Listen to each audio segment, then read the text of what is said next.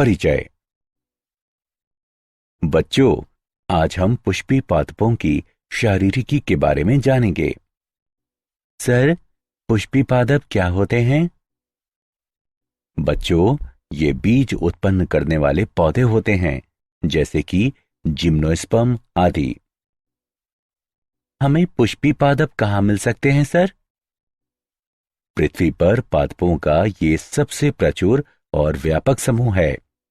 पुष्पी पादप अनेक आवासों में रेगिस्तान से लेकर ध्रुवीय क्षेत्रों तक पाए जाते हैं और इनमें पेड़, झाड़ी और शाख शामिल हैं। कोई मुझे पुष्पी पादप का उदाहरण दे सकता है? सर, लिली, ट्यूलिप, क्रॉक्स इत्यादि इसके उदाहरण हैं। शाबाश रमेश, तुमने एकदम सही बताया। इस पाठ में आप पुष्पी पादप की शारीरिकी के बारे में जानेंगे। उद्देश्य। इस पाठ के अंत में आप निम्न करने में सक्षम हो जाएंगे: मेरिस्टमी और स्थायी ऊतक का वर्णन करना, ऊतक तंत्र की व्याख्या करना, द्विबीजपत्री और एक बीजपत्री पौधों की शारीरिकी की व्याख्या करना, द्वितीयक वृद्धि की चर्चा करना। ऊतक। शारीरिकी में पादप अंगों की आंतरिक संरचना का अध्ययन किया जाता है। एक समान उद्भव और कार्य वाली समान या असमान कोशिकाओं का समूह ऊतक कहलाता है। ऊतकों को दो प्रकार में वर्गीकृत किया जा सकता है: मेरिस्टमी ऊतक यानी विभज्य योतिकी ऊतक और स्थायी ऊतक। मेरिस्टमी ऊतक अनिश्चित काल तक विभाजन करने में सक्षम तथा समान कोशिकाओं या निश्चित ऊतक उत्पन्न करने के लिए विभेदन करने वाली कोशिकाओं को उत्पन्न करने वाली छोटी कोशिकाओं से बने पादप ऊतक मेरिस्टमी ऊतक यानी विभज्य योतिकी ऊतक कहलाते हैं। मेरिस्टेम, जो जड़ तथा तने के वृद्धि करते बिंदुओं के शीर्ष पर होता है, शीर्षस्थ मेरिस्टेम कहलाता है। यह लगातार विभाजन करता है, जिससे प्रारोह तथा जड़ की लंबाई में वृद्धि होती है। कलिका, जो पत्ती के कक्ष से निकलती है तथा शाखा प्रारोह या पुष्प में विकसित होने की क्षमता होती है, कक्षीय कलिका कहलाती है।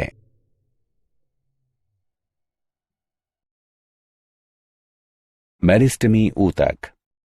अंतर्वेशी मेरिस्टम। यह शीर्षस्थ मेरिस्टेम से अलग उपस्थित होता है। ये पर्व के आधार पर उपस्थित होता है। उदाहरण के लिए घास और गेहूं में या पत्ती के आधार पर। प्राथमिक मेरिस्टेम। मेरिस्टमी कोशिकाएं जो प्रोमेरिस्टेम से उत्पन्न होती हैं, प्राथमिक मेरिस्टेम हैं। शीर्ष मेरिस्टेम और अंतर्वेशी मेरिस्टेम दोनों प्राथमिक मेरिस्टेम हैं। द्वितीयक मेरिस्टेम या पार्श्वीय मेरिस्टेम। ये प्राथमिक स्थायी ऊतक से विकसित मेरिस्टेम हैं। ये किसी अंग के निर्माण की शुरुआत से उपस्थित नहीं होते हैं, बल्कि बाद में विकसित होते हैं और द्वितीयक स्थायी ऊतक बनाते हैं। उदाहरण के लिए जड़ों के कैम्बियम।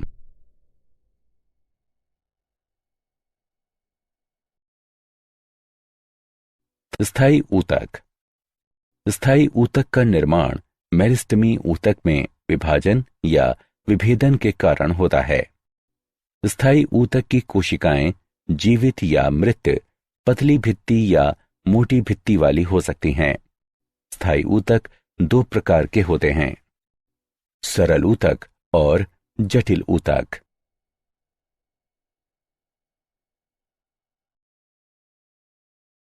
साधारण ऊतक। सरल ऊतक प्रकृति में सजातीय होते हैं और संरचनात्मक तथा कार्यात्मक रूप से समान कोशिकाओं के बने होते हैं। ये तीन प्रकार के होते हैं: पैरेन्काइमा, कॉलनकाइमा और स्क्लेरेन्काइमा। पेरेन्काइमा। पेरेन्काइमा की कोशिकाएं जीवित मोटी भित्ति वाली होती हैं। इनमें स्पष्ट केंद्रक होते हैं। कोशिका भित्ति सेल्यूलोज, हेमीसेल्यूलोज और पेक्टिक पदार्थों की बनी होती है। कोशिकाओं में थोड़ा या ज्यादा अंतराकोशिकीय अवकाश होता है। कोशिकाएं प्रायः समव्यासी होती हैं, लेकिन लंबाकार, गोलाकार और बहुभुजीय भी हो सकती हैं। कोलेनकाइमा यानी स्थूल कोण ऊतक। कोलेनकाइमा की कोशिकाएं मोटी भित्ति वाली जीवित लंबाकार कोशिकाएं हैं। कोशिका भित्ति सेल्यूलोज, हेमीसेल्यूलोज और पेक्टिक पदार्थों की बनी होती है। भित्ति की मोटाई एक समान नहीं होती है। भित्तियों पर प्रायः साधारण गर्त होते हैं। कभी कभी कोलेनकाइमा कोशिकाओं में क्लोरोप्लास्ट भी होते हैं। ये यांत्रिक तथा जैव प्रकार के दोनों कार्य करती हैं। कोलेनकाइमा तनन सामर्थ्य प्रदान करती हैं, जिससे वृद्धि कर रहे अंगों को लचीलापन और सहारा मिलता है। क्लोरोप्लास्ट युक्त कोलेनकाइमा प्रकाश संश्लेषण का कार्य करती है।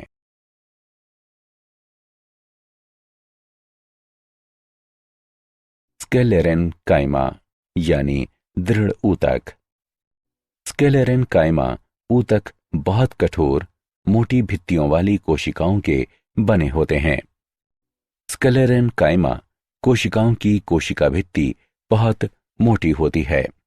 इसलिए परिपक्वता पर कोशिका का बाह्य कोशिकीय वातावरण से पूरी तरह से संपर्क टूट जाता है और कोशिका मृत हो जाती है। स्क्लेरेन्काइमा कोशिकाएं दो प्रकार की होती हैं, तंतुमयी और स्क्लेरेट।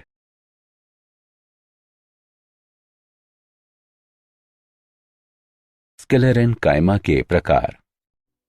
तंतुमयी कोशिकाएं लंबी, संकीर्ण होती हैं तथा दोनों सिरों पर नुकीली एवं लिग्नीभूत मोटी भित्ति होती है। कोशिका भित्ति में साधारण या परिवेशित गर्त होते हैं। स्क्लेरेट कोशिकाएं आकार में अनियमित होती हैं। कोशिका भित्ति मोटी, कठोर और लिग्नीभूत होती हैं, जो गुहिका को बहुत छोटा कर देती है। साधारण गर्त मोटी कोशिका भित्ति में पाए जाते हैं और आसान कोशिकाओं को जोड़ते हैं।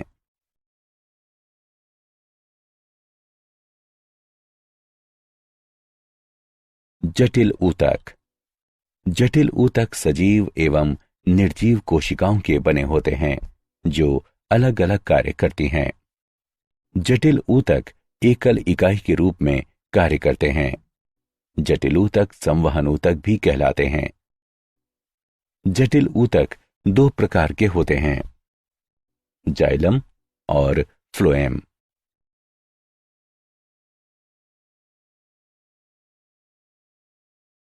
जाइलम। जाइलम एक संवहन ऊतक है जो जड़ों से जल तथा पोषक पदार्थों को प्रारोह एवं पत्तियों तक पहुंचाते हैं। जाइलम एक चालन ऊतक है और 4 विभिन्न प्रकार के तत्वों का बना होता है। वाहिनिकाएं, वाहिकाएं, जाइलम तंतु और जाइलम पेरेन्काइमा।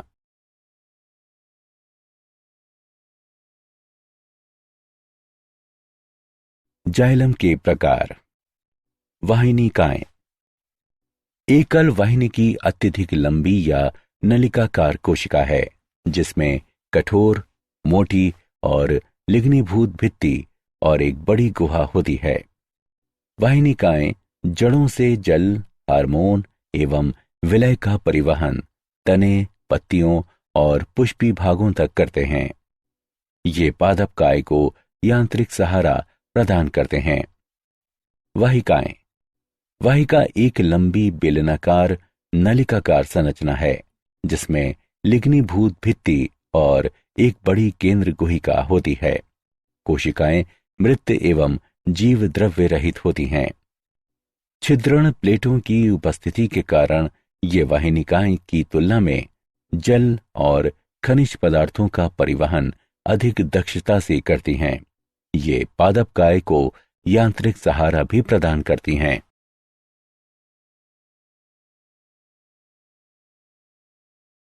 जाइलम के प्रकार। जाइलम तंतु। जाइलम तंतु लंबी, संकीर्ण, मोटी और लिग्नीभूत कोशिकाएं हैं। ये प्रायः दोनों सिरों पर नुकीली होती हैं। जाइलम तंतु मृत कोशिकाएं हैं। जाइलम तंतु जाइलम और पादपकाय को पूरी तरह से यांत्रिक शक्ति प्रदान करती हैं। Xylem parenchyma. जाइलम में पाई जाने वाली पैरेन्काइमा कोशिकाएं सजीव और समव्यासी होती हैं। जाइलम पैरेन्काइमा कोशिकाएं अधिकतर प्राथमिक जाइलम और द्वितीयक जाइलम में पाई जाती हैं। जाइलम पैरेन्काइमा कोशिकाएं भोजन संग्रहण का कार्य करती हैं और ऊपर की ओर जल के संवहन में सहायता करती हैं।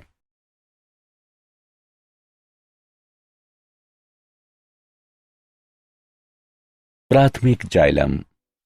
जड़ और प्रारोह शीर्ष के प्रोकैम्बियम से प्राथमिक वृद्धि के दौरान निर्मित जाइलम प्राथमिक जाइलम कहलाता है। सबसे पहले बनने वाले प्राथमिक जाइलम को प्रोटोजाइलम यानी आदि दारू कहते हैं और ये विकृत हो जाता है क्योंकि आसपास के ऊतक लंबे हो जाते हैं। जाइलम जो अंत में निर्मित होता है मेटाजाइलम कहलाता है।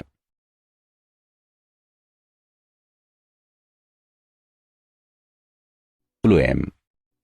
फ्लोएम भी जाइलम के समान संवहन ऊतक है जो कार्बनिक पदार्थों के संवहन के लिए जिम्मेदार है। प्रोकैम्बियम से निर्मित फ्लोएम प्राथमिक फ्लोएम कहलाता है और जो संवहन कैम्बियम से बनता है द्वितीयक फ्लोएम कहलाता है। फ्लोएम 4 तत्वों का बना होता है: चालनी नलिका तत्व, सहचर कोशिकाएं, फ्लोएम पैरेन्काइमा और फ्लोएम तंतु।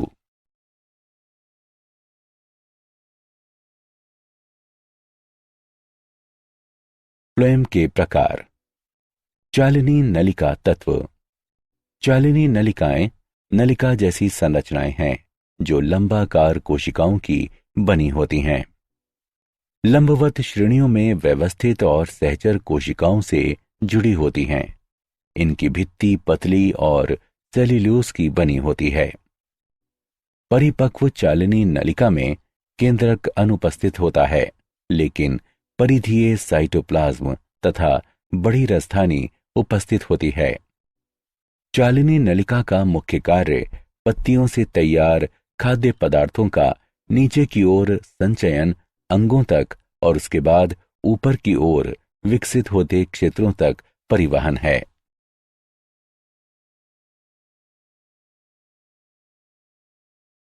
फ्लोएम के प्रकार।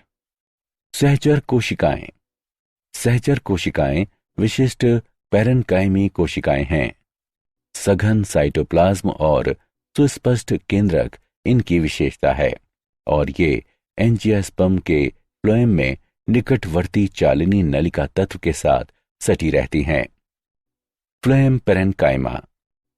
फ्लोएम पैरेन्काइमा कोशिकाएं सजीव पैरेन्काइमी कोशिकाएं हैं जो आकार में बेलनाकार, उपगोलाकार या बहुफलकीय हो सकती हैं। कोशिकाओं में सघन साइटोप्लाज्म और केंद्रक होता है तथा कोशिका भित्ति सेल्यूलोज की बनी होती है। फ्लोएम तंतु। फ्लोएम तंतु अत्यधिक लंबे, अशाखित तथा नुकीले होते हैं। इनके सिरे सुई की तरह होते हैं। इनकी कोशिका भित्ति सरल परिवेशित गर्त के साथ काफी मोटी होती है। परिपक्व होने पर ये तंतु अपना जीव द्रव्य नष्ट करके मृत हो जाते हैं।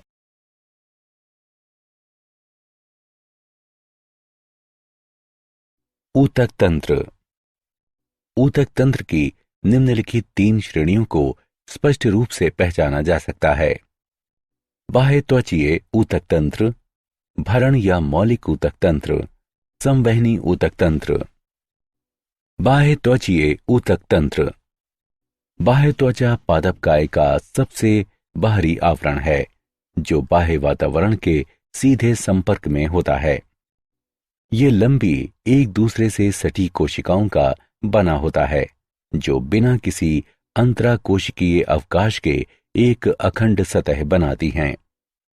बाह्य त्वचा की बाहरी भित्ति मोटी होती है और प्रायः बाह्य त्वचीय कोशिकाओं में स्रावित किए जाने वाले मोमीय पदार्थ के निक्षेपण द्वारा निर्मित क्यूटिकल द्वारा ढकी होती हैं। मरुदीभद पौधों में म्यूटिकल सबसे मोटी होती है।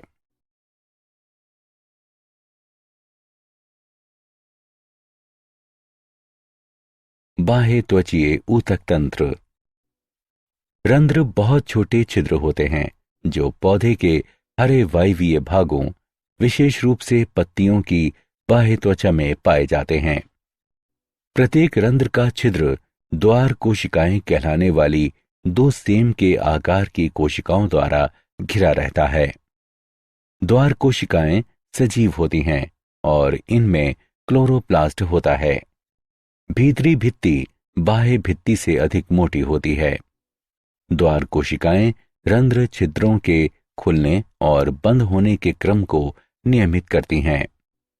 अधिकतर पौधों की बाह्य त्वचा में त्वचा रोम या रोम कहलाने वाली अतिवृद्धियां होती हैं जो अपने आकार, संरचना और कार्य में स्पष्ट रूप से भिन्न होती हैं। त्वचा रोम अत्यधिक जल की हानि को रोकते हैं। त्वचा रोम बीजों एवं फलों के संरक्षण, प्राकीर्णन में सहायता करते हैं। जड़ों की बाह्य त्वचा में मूल रोम विशिष्ट क्षेत्र मूल रोम क्षेत्र में होते हैं। ये मृदा से जल और खनिज विलयन का अवशोषण करने के अतिरिक्त पादपकाय को मृदा में स्थिर रखने में महत्वपूर्ण भूमिका निभाते हैं।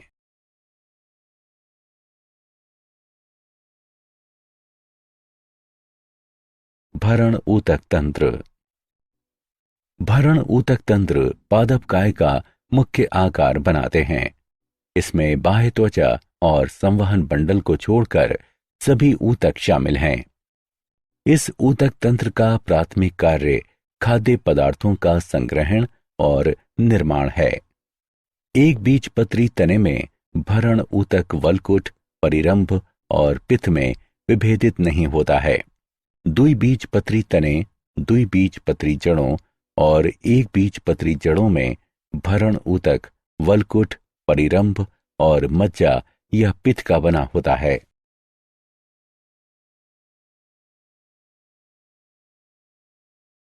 संवहनी ऊतक तंत्र। अक्ष का केंद्रीय स्तंभ अर्थात जड़ और तना रंभ कहलाता है जो अनेक संवहन बंडलों का बना होता है जो संवहनी ऊतक तंत्र बनाते हैं। संवहन बंडल में जाइलम, फ्लोएम और कैम्बियम भी होते हैं। यदि जाइलम और फ्लोएम के बीच कैम्बियम उपस्थित है तो इसे खुला संवहन बंडल कहा जाता है। उदाहरण द्विबीजपत्री। यदि जाइलम और फ्लोएम के बीच कैम्बियम नहीं है तो इसे बंद संवहन बंडल कहा जाता है। उदाहरण एक बीजपत्री।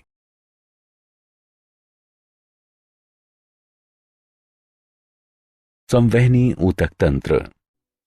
जाइलम और फ्लोएम के विन्यास के अनुसार संवहन बंडल दो प्रकार के होते हैं, अरीय और संयुक्त। जब जाइलम और फ्लोएम एकांतर तरीके से भिन्न त्रिज्या पर व्यवस्थित होते हैं तब ऐसे संवहन बंडलों को अरीय कहते हैं। जब जाइलम और फ्लोएम समान त्रिज्याओं पर उपस्थित होते हैं तो इस प्रकार के संवहन बंडल संयुक्त संवहन बंडल कहलाते हैं।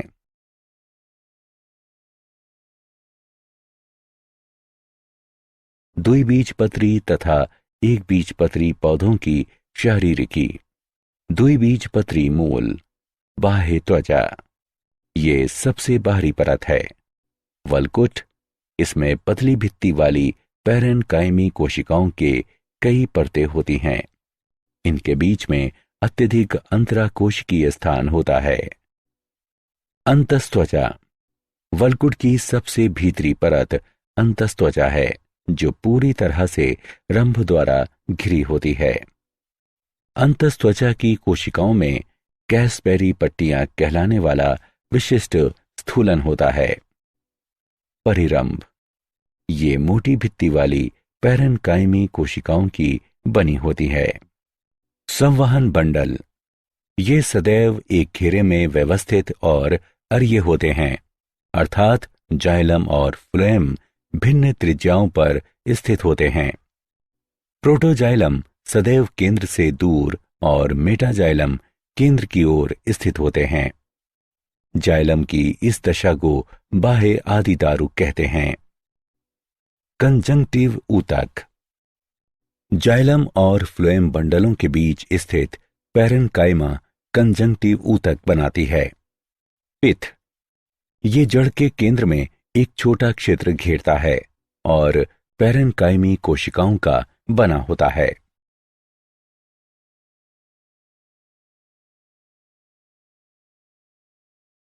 एक बीजपत्री मूल, बाह्य त्वचा, ये मूल की सबसे बाहरी परत है जिस पर अनेक रोम होते हैं। वल्कुट, बाह्य त्वचा के नीचे बहुस्तरीय पैरेन्काइमी ऊतक उपस्थित होता है जिसमें अंतराकोशिकीय स्थान होता है और ये वल्कुट है। अंतस्त्वचा, वल्कुट की सबसे भीतरी परत अंतस्त्वचा है। अंतस्त्वचीय कोशिकाएं पीपाकार होती हैं जिनमें कैसपरी पट्टियां बिल्कुल नहीं होती और भित्ति मोटी होती है। परिरंभ, यह एक पंक्ति में व्यवस्थित होता है और पैरेन्काइमा का बना होता है। संवहन बंडल, संवहन बंडल बहु आदिदारुक, अरिये और बाह्य आदिदारुक होते हैं। फ्लोएम पैरेन्काइमा अनुपस्थित होती है। कंजंक्टिव ऊतक, जाइलम और फ्लोएम के बीच स्थित पैरेन्काइमी कोशिकाओं का बना होता है। पिथ, ये बड़ी होती है तथा दूर दूर स्थित पैरेन्काइमी कोशिकाओं की बनी होती है जिसमें प्रचुर मात्रा में स्टार्च कण होते हैं। द्विबीजपत्री तना, अनुप्रस्थ काट में निम्नलिखित संरचनाएं होती हैं। बाह्य त्वचा, बाह्य त्वचा तने की सबसे बाहरी परत है। ये कोशिकाओं की एकल परत की बनी होती है और क्लोरोप्लास्ट की कमी होती है। बाह्य त्वचा पर बहुकोशिकीय रोम और रंध्र पाए जाते हैं। वल्कुट, इसे 3 क्षेत्रों में विभाजित किया जा सकता है। अधस्त्वचा, ये बाह्य त्वचा के ठीक नीचे स्थित होती है। सामान्य वल्कुट, ये अधस्त्वचा के भीतर स्थित होता है और मोटी भित्ति वाली पैरेन्काइमी कोशिकाओं की कुछ परतों का बना होता है। वल्कुट का मुख्य कार्य भोजन का संग्रहण है। अंतस्त्वचा, ये वल्कुट की सबसे भीतरी परत है। परिरंभ, परिरंभ पैरेन्काइमी और स्क्लेरेन्काइमी दोनों कोशिकाओं की बनी एक विषम परत है। ये अंतस्त्वचा और संवहन बंडलों के बीच स्थित होती है। संवहन बंडल, ये अंतस्त्वचा के भीतर एक घेरे में व्यवस्थित होते हैं। मज्जा किरणें, कुछ परतें या 2 संवहन बंडलों के बीच स्थित बड़ी बहुभुजीय कोशिकाएं मज्जा किरणें होती हैं। पित्त, ये कोशिकाएं खाद्य पदार्थों तथा जल का संचय करती हैं।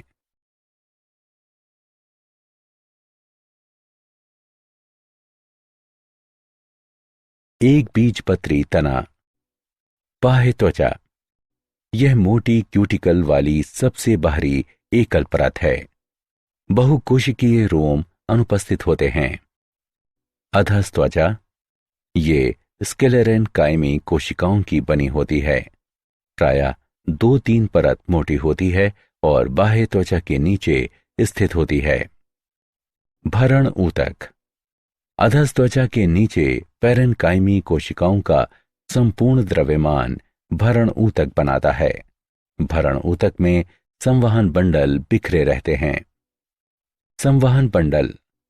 प्रत्येक संवहन बंडल पैरेन्काइमी होता है और बंडल आच्छद कहलाने वाले स्क्लेरेन्काइमी कोशिकाओं के आच्छद से घिरा होता है। ये आच्छद संवहन बंडलों के ऊपरी और निचले भागों पर अत्यधिक विकसित होती है। संवहन बंडल संयुक्त बाह्य फ्लोएमी, मध्यादिदारुक और बंद होते हैं। पिथ और रंभ। एक बीजपत्री में एटेक्टोस्टील पाई जाती है। ये अत्यधिक विकसित रंभ है। एक बीजपत्री तनों में एक समान पिथ उपस्थित होती है।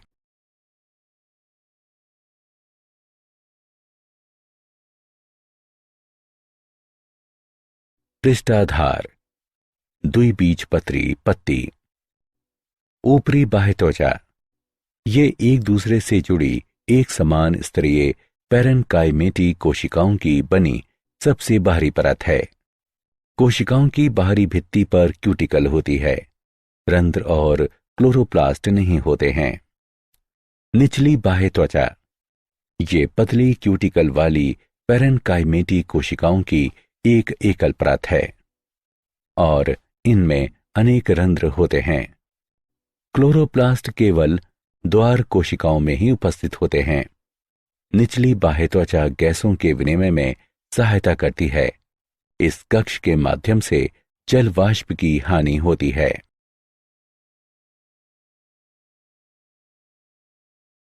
पृष्ठाधार पत्ती यानी द्विबीजपत्री।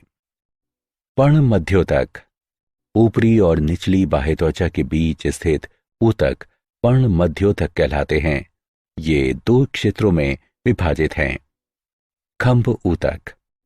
कोशिकाएं लंबी होती हैं और ऊपरी बाह्य त्वचा के साथ 90 अंश का कोण बनाती हैं। इनमें क्लोरोप्लास्ट भी होता है।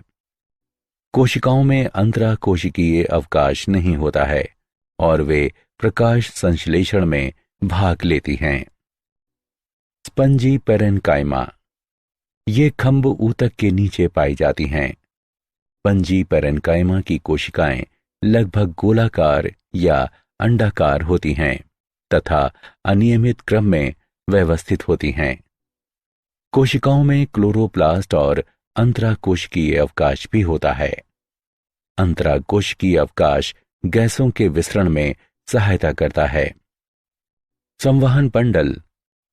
संवहन बंडल बाह्य फ्लोएमी और बंद होते हैं। ये स्पंजी पैरेन्काइमा में बिखरे रहते हैं।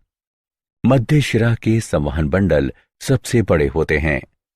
प्रत्येक संवहन बंडल के चारों ओर पैरेन्काइमी कोशिकाओं को एक आच्छद उपस्थित होता है जो बंडल आच्छद कहलाता है। समद्विपार्श्व एक बीजपत्री पत्ती। बाह्य त्वचा। ऊपरी और निचली बाह्य त्वचा पैरेन्काइमी कोशिकाओं की बनी होती है। बाह्य त्वचा की कोशिकाओं में क्लोरोप्लास्ट नहीं होता है। ऊपरी और निचली बाह्य त्वचा दोनों पर रंध्र उपस्थित होते हैं। द्वार कोशिकाएं बाह्य त्वचीय कोशिकाएं हैं जिनमें क्लोरोप्लास्ट होता है। ऊपरी बाह्य त्वचा में कुछ बड़ी कोशिकाएं समूहों में पाई जाती हैं जो आवर्त कोशिकाएं कहलाती हैं। पर्ण मध्योतक। पर्ण मध्योतक खंभ और स्पंजी पैरेन्काइमा में विभेदित नहीं होता है। ये कोशिकाएं लगभग गोलाकार होती हैं और छोटे अंतराकोशिकीय अवकाश को घेरती हैं तथा अनियमित ढंग से व्यवस्थित होती हैं। इन कोशिकाओं में क्लोरोप्लास्ट होता है। संवहन बंडल। कुछ संवहन बंडल छोटे और कुछ बड़े होते हैं। प्रत्येक संवहन बंडल के चारों ओर पैरेन्काइमी कोशिकाओं की आच्छद उपस्थित होती है। संवहन बंडल संयुक्त बाह्य फ्लोएमी और बंद होते हैं।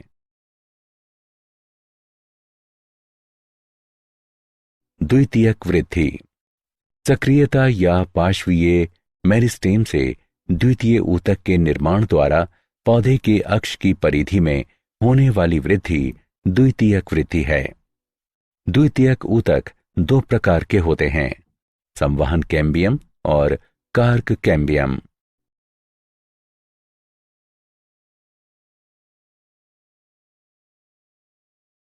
संवहन कैम्बियम। संवहन कैम्बियम एक पार्श्वीय मेरिस्टेम है जो द्वितीयक ऊतक बनाता है और जाइलम एवं फ्लोएम के बीच स्थित होता है। कैम्बियमी छल्ले का बनना। द्विबीजपत्री तने में संवहन बंडल संयुक्त बहिफ्लोएमी और खुले होते हैं और एक छल्ले में व्यवस्थित होते हैं। संवहन बंडलों में जाइलम और फ्लोएम के बीच उपस्थित कैम्बियम पूलीय या अंतःपूलीय कैम्बियम कहलाता है। मज्जा किरणों की कुछ कोशिकाएं मेरिस्टेमी हो जाती हैं और वे अंतरापूलीय कैम्बियम कहलाती हैं। ये दोनों कैम्बियम एक साथ मिलकर संवहन कैम्बियम या इंट्रास्टेलर कैम्बियम का पूर्ण छल्ला बनाते हैं।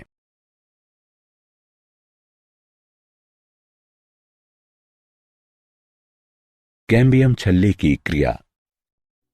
संवहन कैम्बियम का छल्ला बाहरी और भीतरी दोनों तरफ की कोशिकाओं को काटता है।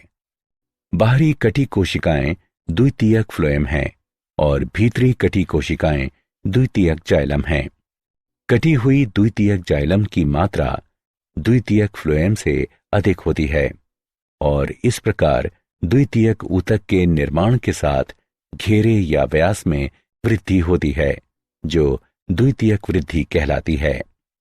कैम्बियम कोशिकाएं आयताकार, पतली भित्ति वाली, जीव द्रव्य से पूर्ण और मेरिस्टेमी क्रियाशीलता वाली होती हैं। द्वितीयक ऊतक में वृद्धि के साथ साथ प्राथमिक जाइलम और प्राथमिक फ्लोएम दब जाते हैं। कुछ स्थानों पर कैम्बियम द्वितीयक जाइलम और द्वितीयक फ्लोएम नहीं बनाता है, बल्कि जाइलम और फ्लोएम के बजाय पैरेन्काइमी कोशिकाओं को बनाता है। इस प्रकार ये कोशिकाएं द्वितीयक जाइलम से द्वितीयक फ्लोएम तक अखंड पट्टियां बनाती हैं और द्वितीयक मज्जा किरणें कहलाती हैं।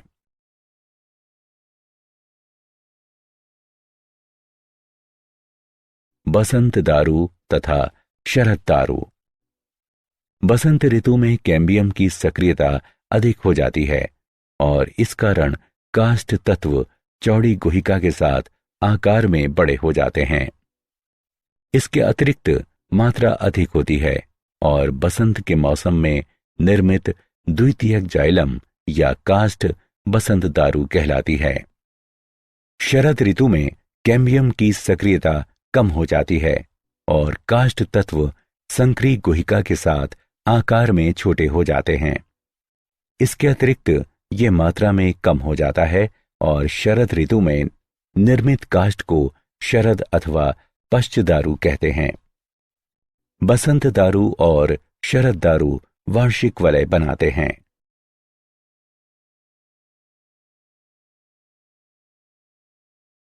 हृद्य दारू तथा रस दारू। काष्ठीय पेड़ों में तने के केंद्रीय भाग का रंग गहरा होता है। ये भाग रेजिन, टैनिन, गोंद के निक्षेपण और टाइलोसिस के निर्माण के कारण कठोर और सख्त हो जाता है। ये केंद्रीय कठोर, सख्त और गहरा भाग हृद्य दारू बनाता है। वाहिकाओं में टाइलोसिस के निर्माण के कारण हृद्य दारू के संवहन कार्य बंद हो जाते हैं और इसलिए हृद्य दारू यांत्रिक रूप से कार्य करती है। हृद्य दारू का उपयोग प्रायः फर्नीचर बनाने में किया जाता है। तने का बाहरी भाग हल्के रंग का और मुलायम होता है जो जल और खनिज पदार्थों का संवहन करता है और ये रस दारू कहलाता है। इस काष्ठ का उपयोग पल्पवुड, टूल हैंडल्स आदि बनाने में किया जाता है।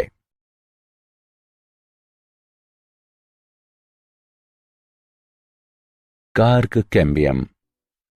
कुछ काष्ठीय पौधों में रंभ के बाहरी भाग में नए ऊतकों के निर्माण द्वारा उनके अक्ष की परिधि में भी वृद्धि होती है।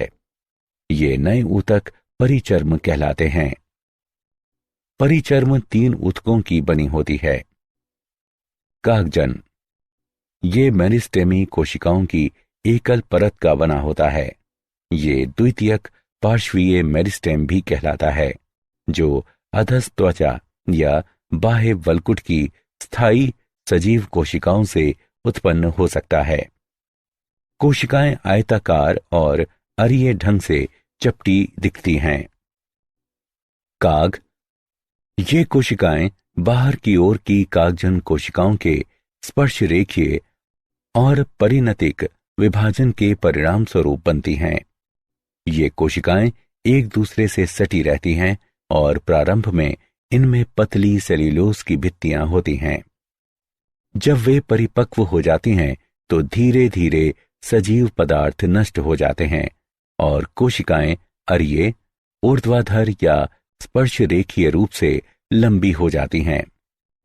सुबेरिन कहलाने वाले वसीय पदार्थ के विकसित होने के कारण कोशिका भित्ति मोटी हो जाती है।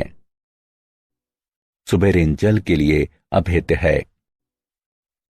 काग अस्तर, पतली भित्ति वाली कोशिकाओं की परतें कागजन के अंदर की ओर बढ़कर काग अस्तर बनाती हैं। इस परत की कोशिकाएं सजीव होती हैं और इनमें सेल्यूलोज कोशिका भित्ति होती है। ये द्वितीयक वल्कुट भी कहलाता है। कुछ प्रजातियों की इन कोशिकाओं में क्लोरोप्लास्ट और स्टार्च भी हो सकता है।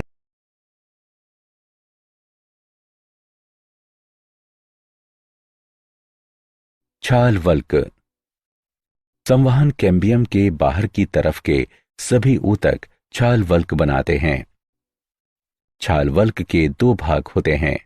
बाहरी छाल वल्क, कार्क कैम्बियम के बाहर की तरफ स्थित सभी ऊतक बाहरी छाल वल्क कहलाते हैं। भीतरी छाल वल्क, कार्क कैम्बियम और संवहन कैम्बियम के बीच वाला क्षेत्र भीतरी छाल वल्क कहलाता है। वातरंध्र, वातरंध्र छाल वल्क में बने छिद्र होते हैं जिनसे होकर गैसों का आदान प्रदान होता है। प्रत्येक वातरंध्र में कार्क कैम्बियम कार्क कोशिकाएं उत्पन्न न करके अनियमित पैरेन्काइमी कोशिकाएं बनाता है, जो अत्यधिक अंतराकोशिकीय अवकाश के साथ दूर दूर व्यवस्थित होती हैं। ये ढेर पूरक कोशिकाएं कहलाता है।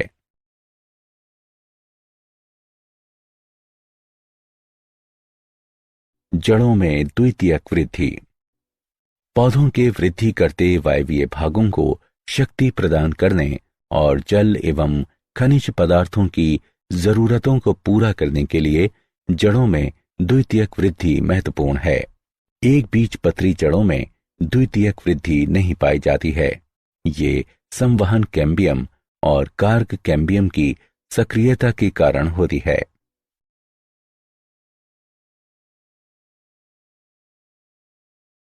क्या आप जानते हैं, एडल्ट स्टेम सेल डिस्कवरी के लिए नोबेल पुरस्कार। इस वर्ष चिकित्सा के लिए ब्रिटेन और जापान के वैज्ञानिकों को उनकी खोज कि वयस्क कोशिकाओं को पुनः भ्रूण जैसी स्टेम कोशिकाओं के रूपांतरित किया जा सकता है, इसके लिए नोबेल पुरस्कार प्रदान किया गया। कैम्ब्रिज स्थित गर्डान संस्थान के जॉन गर्डान और क्योटो विश्वविद्यालय की सीनिया यामानाका ने उस ऊतक को बनाने के तरीकों की खोज की जो भ्रूण से कोशिकाओं को एकत्र करने की आवश्यकता के बिना ही भ्रूणीय कोशिकाओं की तरह कार्य करेगा। सारांश, आइए हमने जो कुछ सीखा है उसे संक्षेप में दोहराएं। समान उत्पत्ति और समान कार्य करने वाली समान या असमान कोशिकाओं का समूह ऊतक कहलाता है। ऊतक 2 प्रकार के होते हैं, मेरिस्टेमी और स्थायी। सरल ऊतक प्रकृति में समजातीय होते हैं और संरचनात्मक एवं कार्यात्मक रूप से समान कोशिकाओं के बने होते हैं। सरल ऊतक 3 प्रकार के होते हैं, पैरेन्काइमा, कालेन्काइमा और स्क्लेरेन्काइमा। जटिल ऊतक सजीव और निर्जीव कोशिकाओं के बने होते हैं जो अलग अलग कार्य करते हैं। जटिल ऊतक दो प्रकार के होते हैं, जाइलम और फ्लोएम।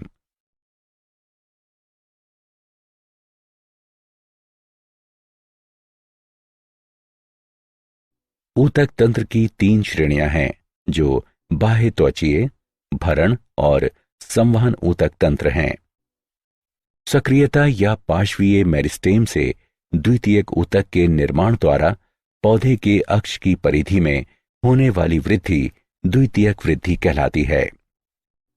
बसंत में कैम्बियम की सक्रियता अधिक होती है और शरद ऋतु में कैम्बियम की सक्रियता कम हो जाती है।